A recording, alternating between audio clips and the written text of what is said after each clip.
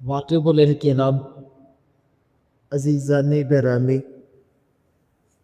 آپ کے سامنے قرآن کریم فرقان مجید کی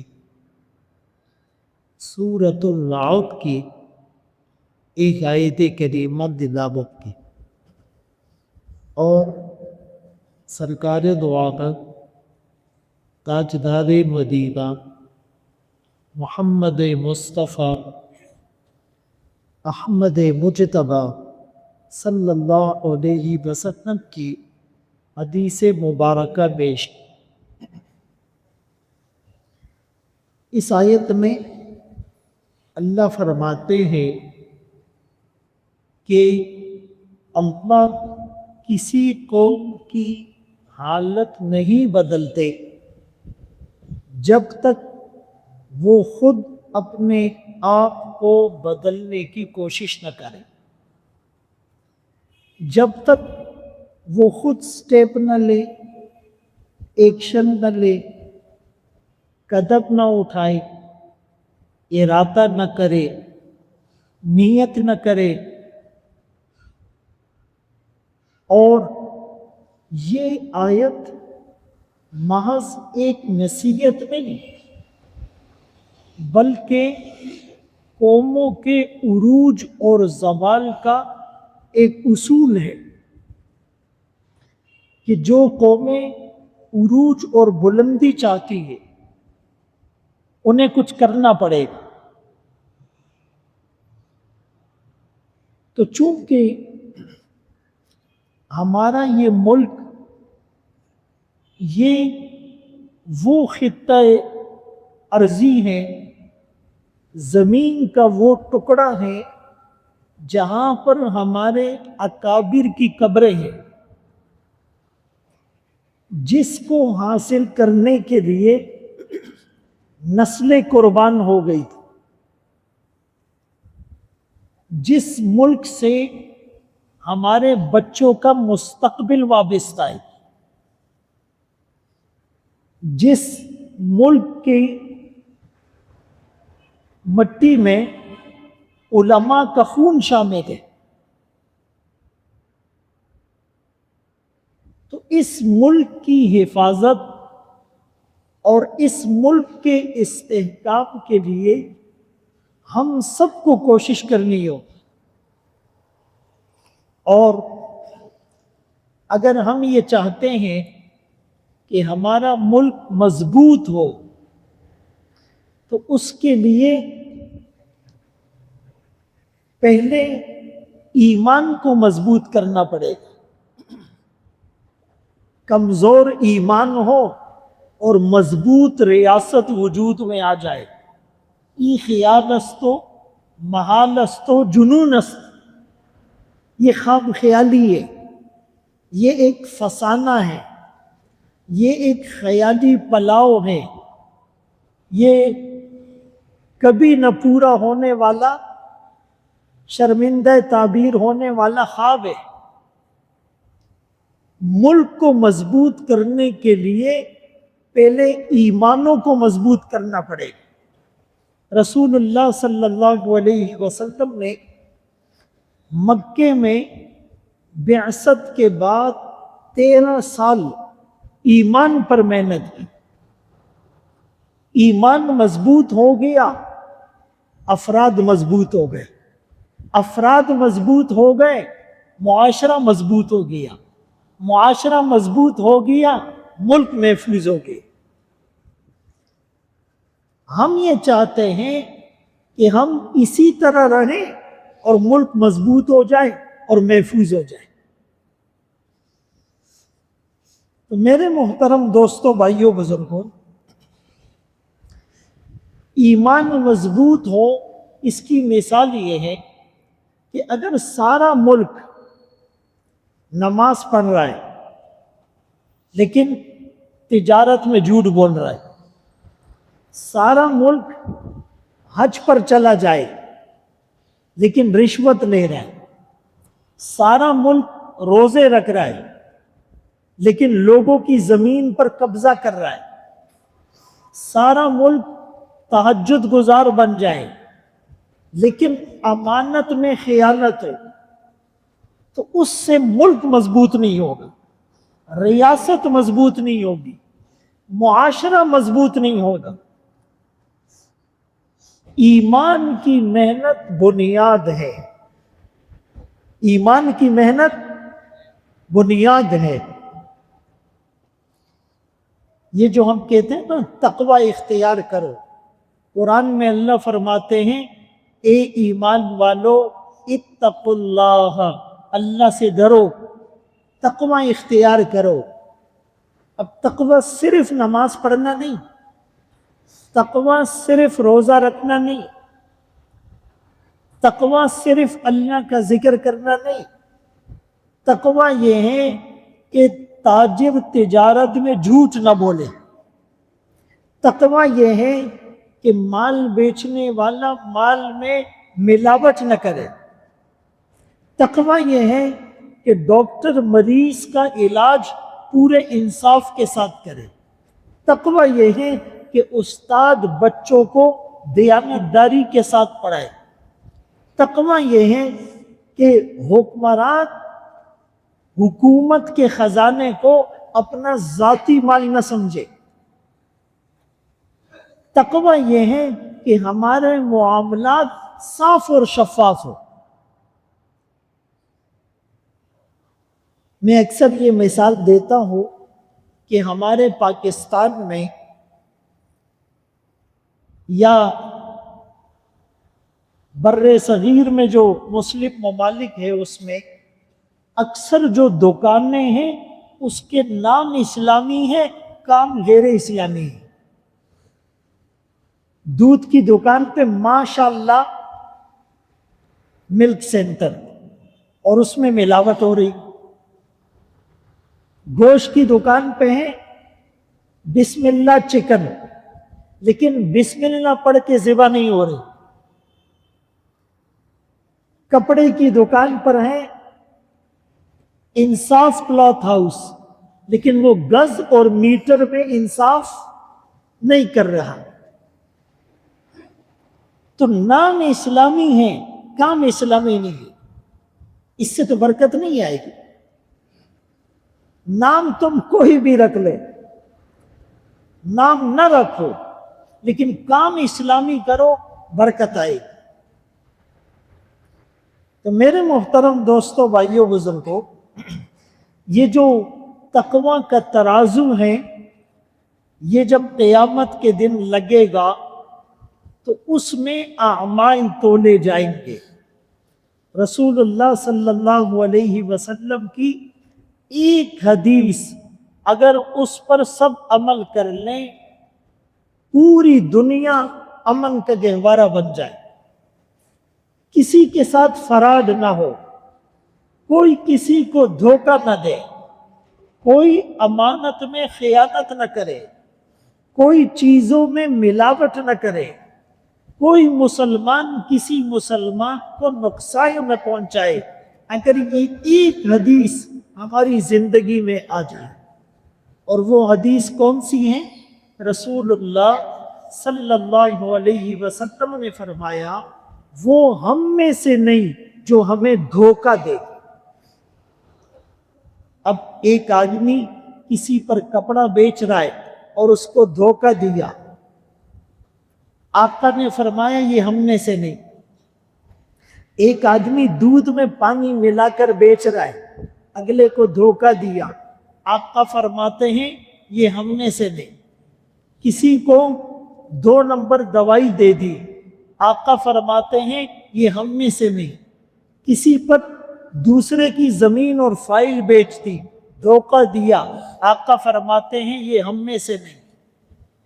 بتاؤ بھائی، ہم کہتے ہیں ہم آقا کے امتی، آقا کہہ رہے ہیں یہ میرا نہیں۔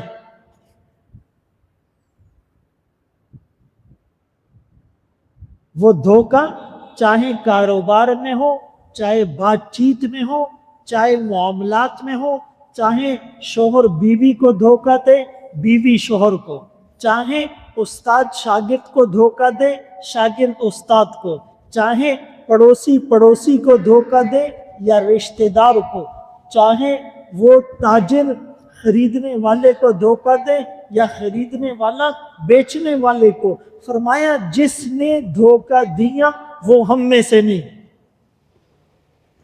اس ایک اصول پر اگر ہم اپنے آپ کو تولیں گے، اس ترازو میں اپنے آپ کو رکھیں گے، اس پیمانے سے اپنے آپ کو پرکھیں گے، یقین مانے ہمارا دل ہمیں گواہی دے گا کہ ہم آقا کے امتی نہیں۔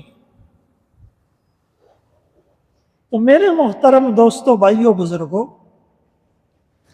یہ جو ملک ہمیں ملا تھا یہ زمین کا ایک ٹکڑا نہیں تھا، یہ ایک امانت ہے جو اللہ نے ہمارے حوالے کی تھی، جس کے لیے لاکھوں لوگوں نے قربانیاں دی تھی۔ اس امانت کے ساتھ ہم نے کیا کیا ہے؟ کوئی کسی کو گاڑی دے اور 0 میٹر گاڑی دے اور نیو برانڈ کی گاڑی دے اور ان ٹچ گاڑی دے جس پر ایک سکریچز اور نشان بھی نہ ہے، اور 1 سال کے لیے اس کو امانت دے کہ اس کا خیال رکھو۔ اب جس کو امانت دی اس نے 1 سال میں اتنا رف چلایا، نہ جمپ دیکھا، نہ کھڈا دیکھا، نہ اس کا آئل چینج کیا، نہ اس کے ٹائر میں ہوا چیک کی، نہ جو ہے وہ ٹائر کی الائنمنٹ کی، اور نہ اس سے دھول مٹی صاف کی۔ 1 سال بعد جب وہ امانت لینے آیا تو گاڑی کا تو نقشہ ہی بدلا ہوا ہے، سکریچز لگے ہوئے، ڈینٹ لگے ہوئے، ٹائر گھس گئے ہیں، شیشوں پر سکریچز آ گئے ہیں، کلر اس کا خراب ہو چکا ہے، گیئر بکسے میں اس کے کام ہیں، گاڑی سے آواز آ رہی ہے، چیسز اور حصہ اس کا خراب ہے، سٹیئرنگ کام نہیں کر رہا، سیٹ کور گندے ہیں۔ بتاؤ اس کو اچھا لگے گا یا برا؟ برا لگے۔ ہم نے پاکستان کا یہ حل کیا۔ یہ زمین کا ٹکڑا اس لیے حاصل ہوا تھا کہ اللہ کی زمین پر اللہ کا نظام نافذ ہوگا۔ ہم ہندوؤں کے ساتھ نہیں رہ سکتے، وہ الگ، ہم الگ، ان کا نظریہ الگ، ہمارا الگ، ان کے رسم و رواج الگ، ہمارے الگ۔ ہم تو ایسی سرزمین حاصل کر رہے تھے جہاں پر رشوت کا نام نہ ہو، جہاں پر سود خوری نہ ہو، جہاں پر جھوٹ کا بازار گرم نہ ہو، جہاں پر شراب کسی کو میسر نہ ہو، جہاں پر مسجد آباد ہو، جہاں پر لوگ حلال حرام میں فرق کرنے والے ہو، جہاں پر لوگ داڑھی رکھیں اور عورتیں برقع پہنیں۔ لیکن آج 78 سال بعد ہم نے اس ملک کی امانت کے ساتھ کیا ہے جیسے اس آدمی نے گاڑی کا حشر کیا۔ اور جو امانت میں خیانت کرتا ہے تو فرمایا وہ منافق ہوتا ہے۔ منافق کی 3 نشانیاں: بات کرے تو جھوٹ بولے، اس کے پاس امانت رکھوائی جائے تو خیانت کرے، وعدہ کرے تو خلاف ورزی کرے۔ ایک جگہ فرمایا کہ جب لڑائی کریں تو گالم گلوچ پر اتر آئے، جب معاہدہ کریں تو معاہدے کو توڑ کر غداری کرے۔ لا دینا لمن لا عہد لا، اس کا کوئی دین نہیں جو اپنے عہد کو پورا نہیں کرتا۔ لا ایمان لمن لا امانت لا، اس کا کوئی ایمان نہیں جو امانت کا پاس نہیں رکھے۔ تو میرے محترم دوستوں، بھائیوں، بزرگوں، اور صرف حکمرانوں کو قصوروار ٹھہرانا، اس سے ہماری جان نہیں چھوٹے گی۔ بھائی میں نے کیا کیا ہے؟ میں نے جھوٹ بولنا چھوڑ دیا؟ کیا میں رشوت نہیں لے رہا؟ کیا میں رشوت نہیں دے رہا؟ کیا میں سود کا نام بدل بدل کر کاروبار نہیں کر رہا؟ کیا میں اپنے وعدے نہیں توڑ رہا؟ کیا میں لوگوں کے حقوق کو ادا کر رہا ہوں؟ کیا میں پڑوسی کے حقوق کا خیال رکھ رہا ہوں؟ کیا میں رشتہ داروں کے ساتھ اچھا سلوک کرتا ہوں؟ کیا میں نے اپنے گھر اور گلی کو اور بلڈنگ کو صاف رکھا ہے؟ کیا میں غلط جگہ پر گاڑی پارک نہیں کر رہا؟ کیا میری وجہ سے کسی کو تکلیف نہیں ہو رہی؟ آپ یہ ساری چیزیں گنتے جائیں، ہم سب اس میں مبتلا ہیں۔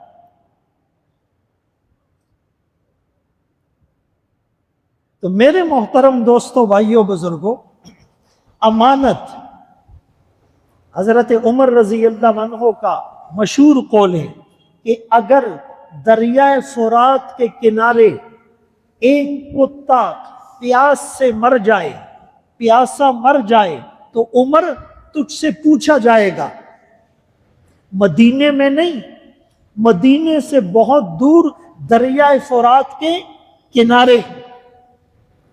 اس زمانے میں تو کیمرے بھی نہیں تھے، سیٹلائٹ بھی نہیں تھا کہ اتنے دور کا پتہ چل جائے۔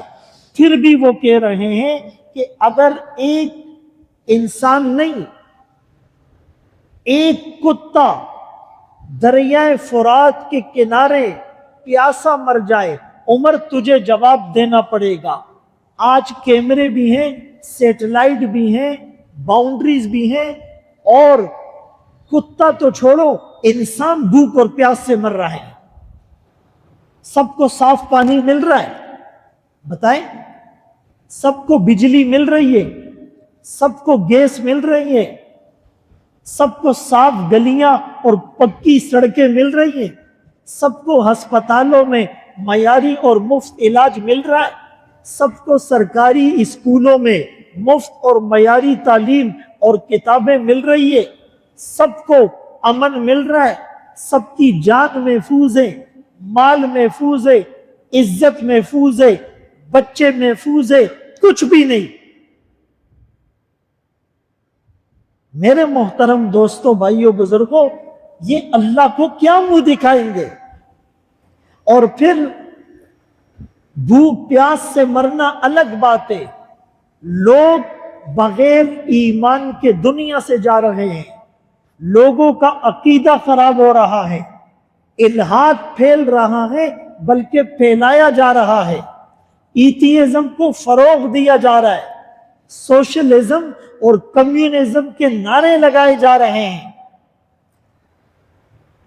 تو اگر ہم میں سے ہر آدمی احساس ذمہ داری پیدا کر لے کہ میں اپنے حصے کا دیا جلاؤں گا، میں اپنے حصے کا کام کروں گا، میں اپنے آپ سے، اور پھر اپنے گھر سے، اور پھر اپنی دکان سے، اور پھر اپنی گلی سے، اور پھر اپنی کمیونٹی سے، اور پھر اپنی سوسائٹی سے، اور پھر اپنے محلے سے، اور پھر اپنے شہر سے آغاز کروں گا اچھائی کا، دیانتداری کا، وفاداری کا، تو کل قیامت کے دن ہم تو سرخرو ہوں گے۔ اللہ اکبر کبیرہ۔ اسی لیے حدیث پاک میں رسول اللہ صلی اللہ علیہ وسلم نے فرمایا، کلکم راع وکلکم مسئول عن رعیتہ، تم میں سے ہر آدمی نگہبان ہے، اس سے اس کی رعایت کے بارے میں پوچھا جائے گا، باپ سے بیٹے کے بارے میں، بھائی سے بہن کے بارے میں، شوہر سے بیوی کے بارے میں، امام سے مقتدی کے بارے میں، باس سے اس کے نوکر اور چوکیدار کے بارے میں، ماموں سے بھانجے کے بارے میں، چچا سے بھتیجے کے بارے میں، دوست سے دوست کے بارے میں، حکمران سے رعایا کے بارے میں۔ ہم نگہبان ہیں، ہم مسئول ہیں، ہم ذمہ دار ہیں، ہم سے سوال ہوگا۔ آج بدقسمتی کی بات یہ ہے کہ ملک کا وفادار اس کو کہا جاتا ہے جو جھنڈا لگائے، جس نے جھنڈا لگایا وہ وفادار، جس نے جھنڈا نہیں لگایا وہ وفادار نہیں۔ آج وفادار اس کو سمجھا جاتا ہے جو قومی ترانہ پڑھتا ہے، جس نے پڑھا وہ وفادار، جس نے نہیں پڑھا وہ وفادار نہیں۔ بھائی جھنڈا لگانا بھی محبت کی علامت ہے، لگانا چاہیے۔ ترانہ پڑھنا اور سننا بھی محبت کی علامت ہے، پڑھنا اور سننا چاہیے۔ یہ ہم سب کا فرض ہے، جو اس ملک میں پیدا ہوا یا اس ملک میں رہتا ہے، اس ملک میں کھاتا ہے، اس ملک میں پیتا ہے، اس ملک میں سوتا ہے، اس ملک میں کاروبار کرتا ہے، اس ملک میں پیسے کماتا ہے، اس ملک کی سہولیات لیتا ہے، سب کا فرض ہے۔ لیکن جھنڈے دو لگائے اور جھوٹ بھی بول رہا ہے، رشوت بھی لے رہا ہے، سود خور بھی ہے، بجلی بھی چوری کر رہا ہے، ٹیکس بھی چوری کر رہا ہے، قومی خزانہ بھی دونوں ہاتھوں سے لوٹ رہا ہے، شراب بھی بیچ رہا ہے، تو یہ وفادار ہوا یا غدار ہے؟ وفادار وہ ہوگا جو اس ملک میں پاکستان کا مطلب کیا؟ لا الہ الا اللہ۔ پاکستان کا مقصد کیا؟ محمد الرسول اللہ۔ جو اس نظریے پر آگے چلے گا وہ اصل وفادار ہے۔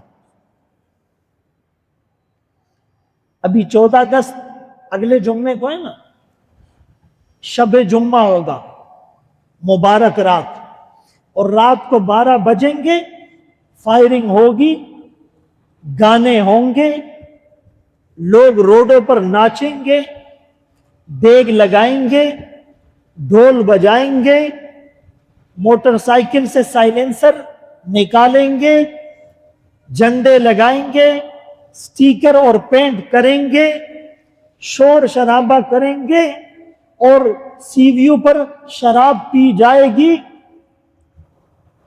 اور ساری رات مبارک رات میں گناہ کر کر کے صبح سو جائیں گے، نہ فجر کی خبر اور نہ جمعے کی خبر۔ بھائی وفاداری یہ نہیں ہے۔ تو میرے محترم دوستوں، بھائیوں، بزرگوں، حدیث پاک میں رسول اللہ صلی اللہ علیہ وسلم نے فرمایا، کیا بنے گا جب امانتیں ضائع ہو جائے گی؟ صحابہ نے پوچھا کیف اضاعتها یا رسول اللہ، اللہ کے رسول امانت کیسے ضائع ہوگی؟ آپ نے فرمایا اذا وسد الامر، وفی روایت اذا اسند الامر الى غیر اہلہ فانتظر الساعہ، جب ذمہ داری نااہل لوگوں کے سپرد کر دی جائے تو قیامت کا انتظار کرو۔ آپ کہیں گے حکمرانوں کو ذمہ داری ہم نے تو نہیں دی، ہم نے دی۔ ان کو ووٹ کس نے دیا؟ ان کے لیے جلسے کس نے کیے؟ ان کا اسٹیج کس نے بنایا؟ ان کے لیے کارنر میٹنگز کس نے کی؟ ان کے لیے پینافلیکس اور بینر اور پوسٹر کس نے لگائے؟ ان کے لیے سوشل میڈیا پر کمپین کس نے چلائی؟ ان کے لیے ان کے ساتھ گلیوں میں کون گھوما؟ اور ہمیں پتا تھا کہ یہ دین کے دشمن ہیں، یہ ملک کے دشمن ہیں، لیکن ہم اپنے مفادات کے لیے ان کے ساتھ کھڑے۔ ویسے تو کہتے ہیں علماء ہمارے سروں کے تاج ہے، لیکن جب الیکشن آتا ہے تو مولوی کو ووٹ کوئی نہیں دیتا ہے، اور اپنی طرف سے کہتے ہیں یہ مولوی ایسے۔ تمہیں کیسے پتا ہے مولوی ایسے؟ ایک آدمی خود ڈاکٹر نہیں ہے اور کہتا ہے یہ ڈاکٹر خراب ہے، ایک آدمی خود وکیل نہیں ہے اور کہتا ہے یہ وکالت کا شعبہ خراب ہے، ایک آدمی خود انجینئر نہیں ہے اور کہتا ہے اس نے صحیح نقشہ نہیں بنایا، تو لوگ کہیں گے بھائی تجھے اس کا کیا پتا؟ میرے محترم دوستوں، بھائیوں، بزرگوں، امانت میں خیانت نہ۔ عمر بن عبدالعزیز رحمۃ اللہ علیہ کے بارے میں آتا ہے کہ خلیفہ تھے، آپ گورنر کہہ سکتے ہیں، تو وہ رات کو اپنے گھر میں تھے یا دفتر میں تھے، تو ایک شخص ان سے ملنے آیا اور وہ ذاتی کام سے آیا تھا۔ تو حضرت عمر بن عبدالعزیز نے چراغ بجھا دیا۔ اس نے کہا کہ مہمان کے آنے پر چراغ جلایا جاتا ہے، بجھایا نہیں جاتا۔ عمر بن عبدالعزیز کہنے لگے اس چراغ میں بیت المال کا سرکاری تیل ہے، یہ سرکاری کاموں کے لیے، اور تو میرے ذاتی کام سے میرے پاس آیا۔ اب ہمارے حکمرانوں کو اللہ کرے یہ بات سمجھ میں آ جائے۔ تنخواہ ان کی الگ ہوتی ہے، گاڑیوں کا پیٹرول الگ ہوتا ہے، میڈیکل الاؤنسز الگ ہوتے، بچوں کے اخراجات الگ ہوتے، گھر کا کرایہ الگ ہوتا ہے، گاڑیاں گورنمنٹ کی ہوتی ہے، پھر بھی ان کا پیٹ نہیں بھرتا۔ اس کو قبر کی مٹی بھرے گی، لا یملأ فاہ الا التراب۔ ایسا سرکاری وسائل کا بے دریغ استعمال، ایسا ظلم کہ پشتوں میں کہتے اوخان پر بڑا ہوئی، اونٹوں کو جو ہے وہ اپنے جو ہے نیفے میں ڈال لیتے، اتنی کرپشن، اتنی بدعنوانی۔ تو یہ امانت میں خیانت ہے، یہ امانت کو ضائع کرنا ہے، اور ان لوگوں کے حوالے جو اقتدار کیا ہے وہ میں اور آپ نے کیا ہے، وہ اس معاشرے نے کیا ہے۔ بہرحال ایک اصول تو میں نے شروع میں بتایا کہ اللہ کسی قوم کی حالت نہیں بدلتے جب تک وہ خود سے اپنی حالت بدلنے کے لیے تیار نہ ہو۔ دوسرا اصول وَاعْتَصِمُوا بِحَبْلِ اللَّهِ جَمِيعًا، سورہ آل عمران، اور اللہ کی رسی کو سب کے سب مضبوطی سے پکڑ لو، ایک صف میں کھڑے ہو جاؤ۔ دشمن جب حملہ کرتا ہے تو پہلے ٹینک نہیں بیچتا، پہلے وہ دلوں میں پھوٹ ڈالتا ہے، پہلے وہ صفوں میں انتشار اور پھوٹ پیدا کرتا ہے۔ دشمن صرف دھکا دیتا ہے، گراتی اندر کی کمزوریاں ہیں۔ اگر دیوار خود کمزور ہو تو اس کو ہلکا سا دھکا لگاؤ، گر جائے گی۔ اگر دیوار اندر سے مضبوط ہو تو دشمن جتنے بھی دھکے لگائے، زور لگائے، دیوار گرے گی نہیں۔ ہم مسلمان آپس میں متحد نہیں ہیں۔ حدیث میں تو آیا کہ سارے مسلمان ایک عمارت کی طرح ہے، یشد بعضہ بعضا، ایک اینٹ دوسری اینٹ کو مضبوط کرتی ہے۔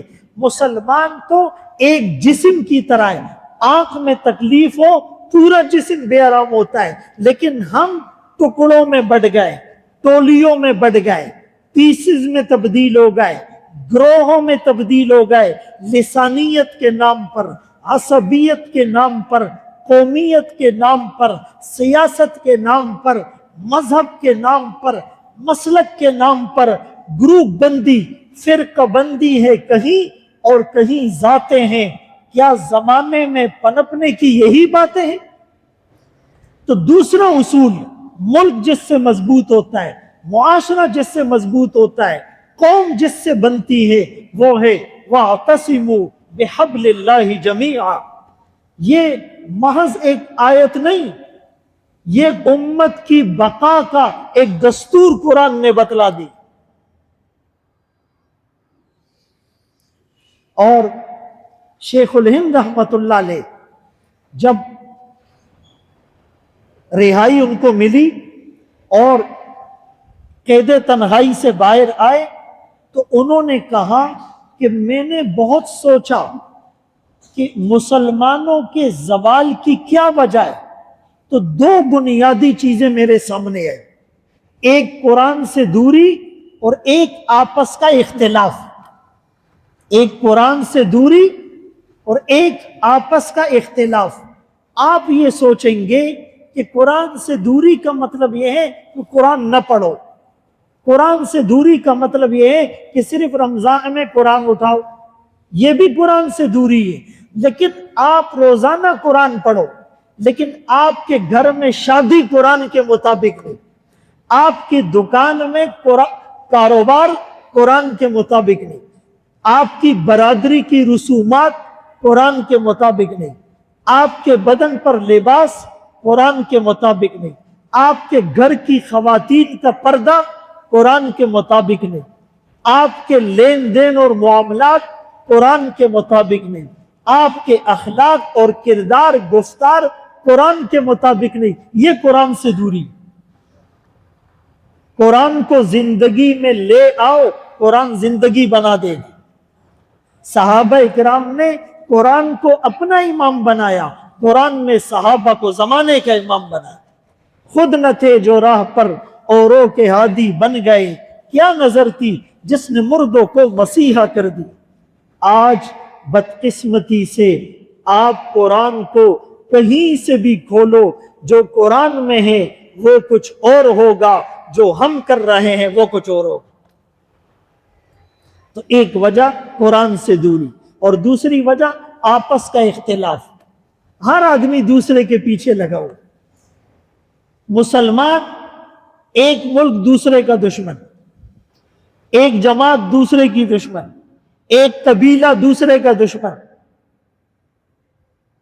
حالانکہ رسول اللہ صلی اللہ علیہ وسلم نے امت کو لا الہ الا اللہ کی لڑی میں پیرویا تھا۔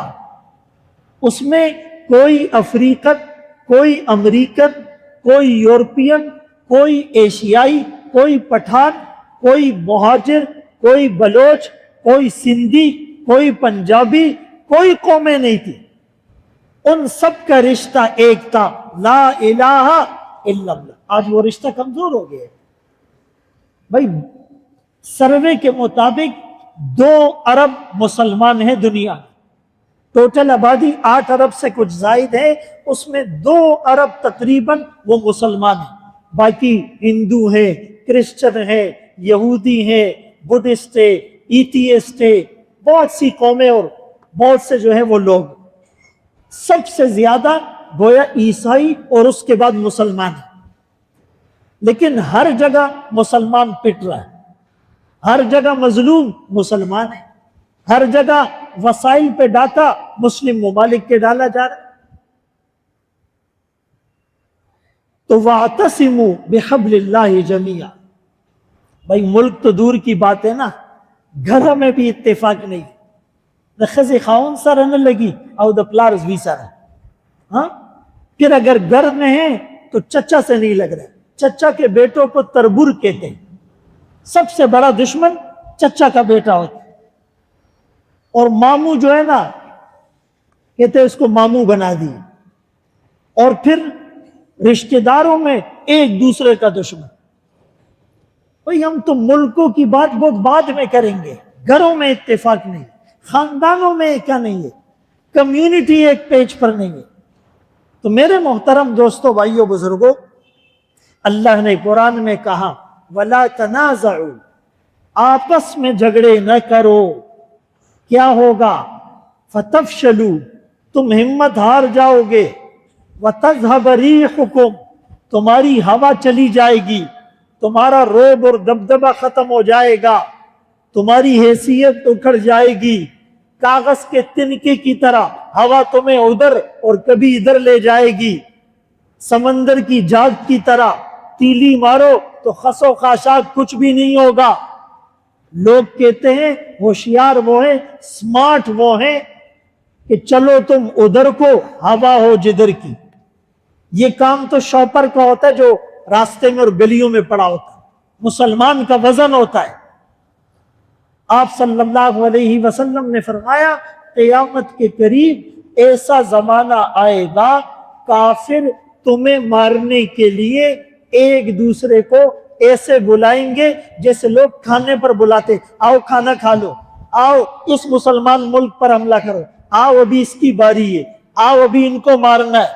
سچ بتاؤ، لیبیا پہ حملہ ہوا، شام پہ ہوا، افغانستان پہ ہوا، بوسنیا پہ ہوا، صومالیہ پہ ہوا، ہاں اراکان اور برما پہ ہوا، کشمیر پہ ہوا، ہر جگہ ہو رہا ہے یا نہیں؟ تو صحابہ اکرام رضوان اللہ تعالی علیہ مجمعین نے پوچھا آقا کیا مسلمانوں کی تعداد کم ہوگی؟ فرمایا نہیں، تعداد تمہاری پہلے سے زیادہ ہوگی، لیکن سمندر کے جھاگ کی طرح اوپر تو نظر آئے گا، اندر کچھ نہیں ہوگا۔ نقلی مسلمان، رسمی مسلمان، جعلی مسلمان، کاغذی مسلمان، ڈپلیکیٹ مسلمان، مصنوعی مسلمان، آرٹیفیشل مسلمان، سو کولڈ مسلمان، نام کا مسلمان، نام کا مسلمان. چمی گویم مسلمانم بلرزم کہ دانم مشکلات لا الارا. اقبال نے کہا جب میں اپنے آپ کو مسلمان کہتا ہوں مجھ پہ لرزہ طاری ہو جاتا ہے، اس لیے کہ میں لا الہ الا اللہ کی مشکلات کو سمجھتا ہوں. جو ہو ذوق یقی پیدا تو کٹ جاتی ہے زنجیریں، نگاہ مرد مومن سے بدل جاتی ہے تقدیریں. وہ مسلمان نہیں ہے.